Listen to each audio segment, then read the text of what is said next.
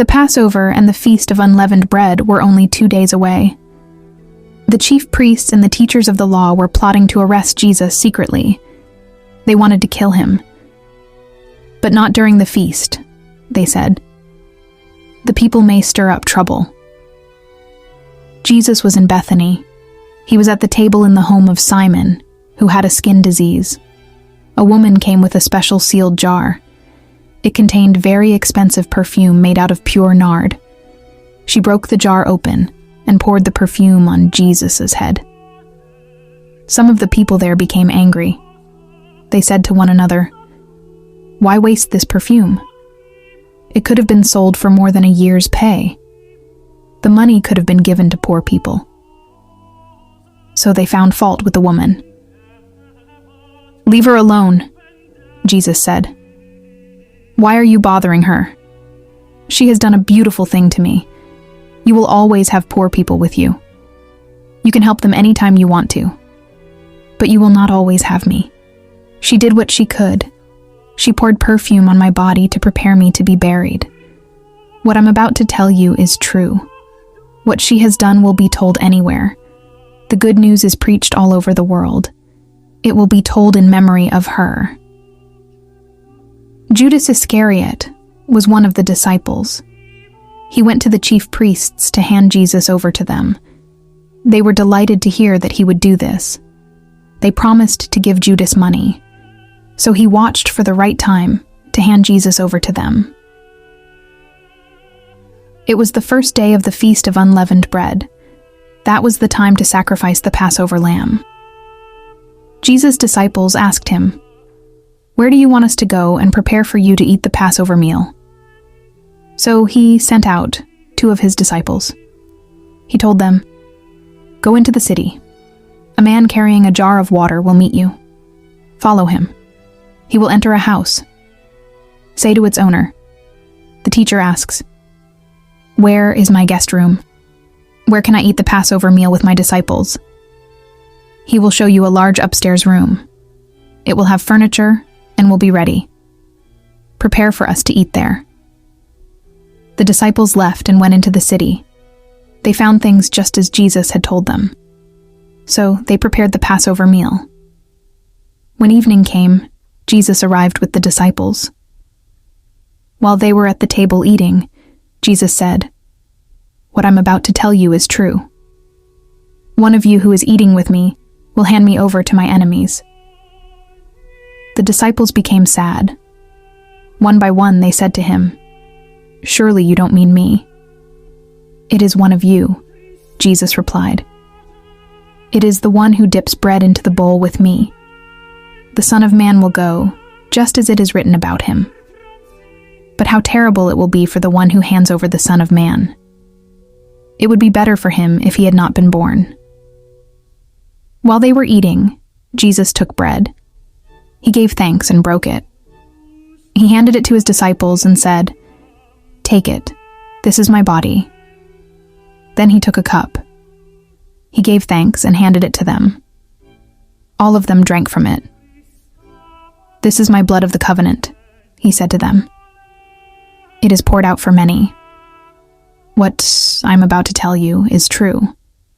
I won't drink wine with you again until the day I drink it in God's kingdom."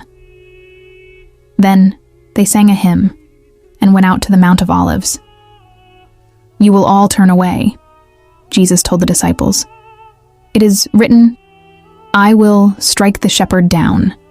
Then the sheep will be scattered. But after I rise from the dead, I will go ahead of you into Galilee.'" Peter said, "All the others may turn away, but I will not." "What I'm about to tell you is true," Jesus answered. "It will happen today, in fact tonight. Before the rooster crows twice, you yourself will say 3 times that you don't know me." But Peter would not give in. He said, "I may have to die with you, but I will never say I don't know you." And all the others said the same thing. Jesus and his disciples went to a place called Gethsemane. Jesus said to them, "Sit here while I pray." He took Peter, James, and John along with him. He began to be very upset and troubled. "My soul is very sad. I feel close to death," he said to them. "Stay here. Keep watch." He went a little farther. Then he fell to the ground. He prayed that, if possible, the hour might pass by him. "Abba, Father," he said, "everything is possible for you. Take this cup of suffering away from me, but let what you want be done, not what I want." Then he returned to his disciples and found them sleeping. "Simon," he said to Peter, "are you asleep? Couldn't you keep watch for 1 hour? Watch and pray. Then you won't fall into sin when you are tempted. The spirit is willing, but the body is weak." Once more Jesus went away and prayed the same thing. Then he came back. Again he found them sleeping. They couldn't keep their eyes open. They did not know what to say to him. Jesus returned the third time. He said to them, "Are you still sleeping and resting? Enough. The hour has come. Look, the Son of Man is about to be handed over to sinners. Get up, let us go. Here comes the one who is handing me over to them."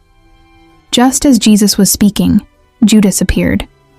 He was one of the disciples. A crowd was with him. They were carrying swords and clubs. The chief priests, the teachers of the law, and the elders had sent them.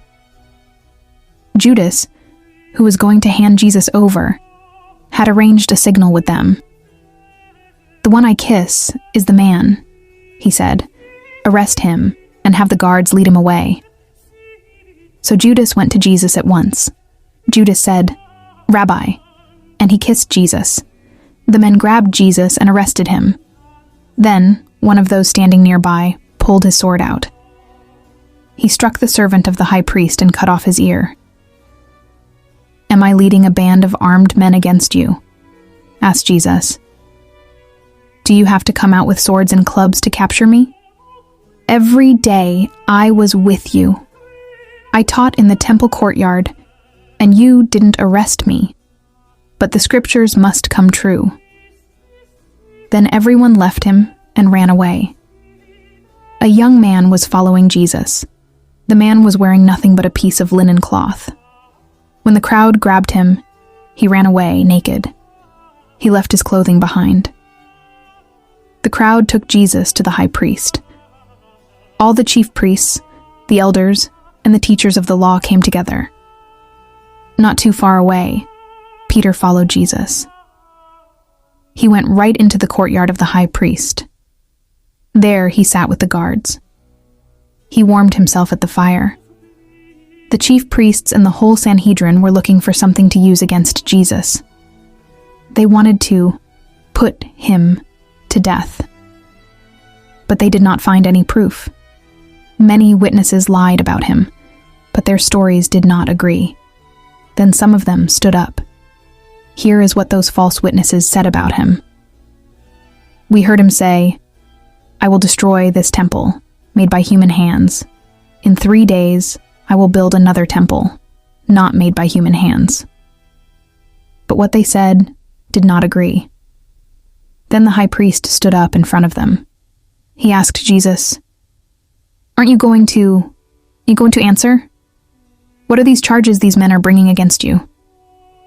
But Jesus remained silent. He gave no answer. Again the high priest asked him, "Are you the Messiah? Are you the Son of the Blessed One?" "I am," said Jesus. "And you will see the Son of Man sitting at the right hand of the Mighty One. You will see the Son of Man coming on the clouds of heaven."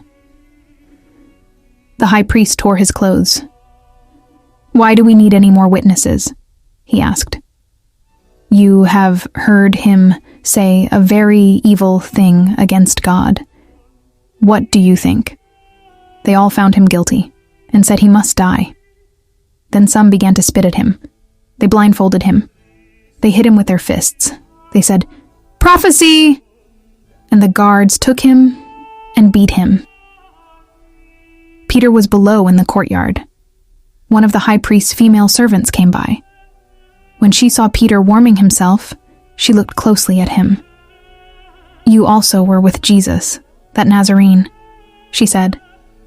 But Peter said he had not been with him.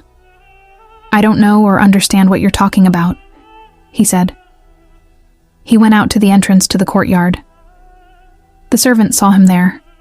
She said again to those standing around, This fellow is one of them. Again, he said he was not. After a little while, those standing nearby said to Peter, You must be one of them. You are from Galilee. Then Peter began to curse. He said to them, I don't know this man you're talking about. Right away, the rooster crowed the second time. Then Peter remembered what Jesus had spoken to him. The rooster will crow twice, he had said. Before it does, you will say 3 times that you don't know me. Peter broke down and cried.